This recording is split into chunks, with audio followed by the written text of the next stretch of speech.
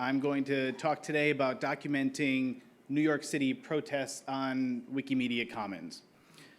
So I'm just going to start a slideshow here, and this is sort of background as evidence rather than the subject of what I'm talking about.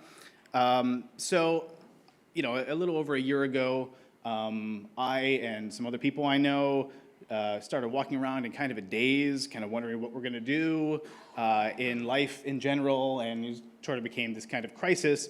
I, like some other people, started to attend some local protests, and I started to notice that some of them became big enough that they became notable on Wikipedia, but that we didn't really have any pictures of the events that were taken by the local Wikimedians. We had some things transferred from Flickr and some low quality things, so I figured I would take my camera.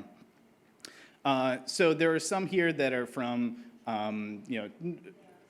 protests at Trump Tower, there's a DACA protest, there's the Women's March, there's the March for Science, and something that I noticed as I started to take some of these pictures is that they not only get used on Wikipedia articles in many, many languages, appearing on some front pages and receiving millions of page views over the course of the past year, but they also started being used on in media.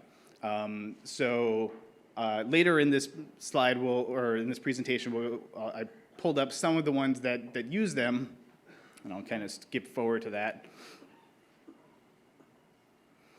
So I noticed that some of these relatively, they're not the most mainstream, but they get an awful lot of page views for their coverage of these protests, started using my pictures, the ones in this slideshow, to, again, it seems to be a very valuable thing that I discovered. And so I'm just here to say that all of you, there are a lot of activists in this room, and I would really love to see it if more of you would take pictures of the events that you go to and upload them to Wikimedia Commons, because I don't know what I'm doing while taking pictures. I just was the only one doing it. So I uploaded them, and then a whole lot of other sites that are not quite as well known as Huffington Post and Fast Company and Art News started to use them as well. So it's very exciting to see your pictures used in these stories that you care about. Sometimes you have some in there like the American Spectator, and there are some sites that use them for the opposite purpose, but that's still A-okay to me. I mean, the big purpose of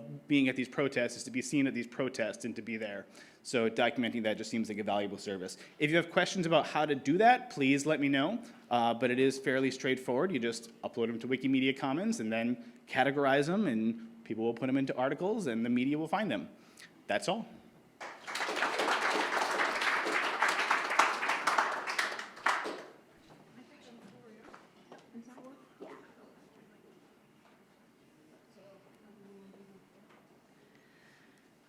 Hi, everybody.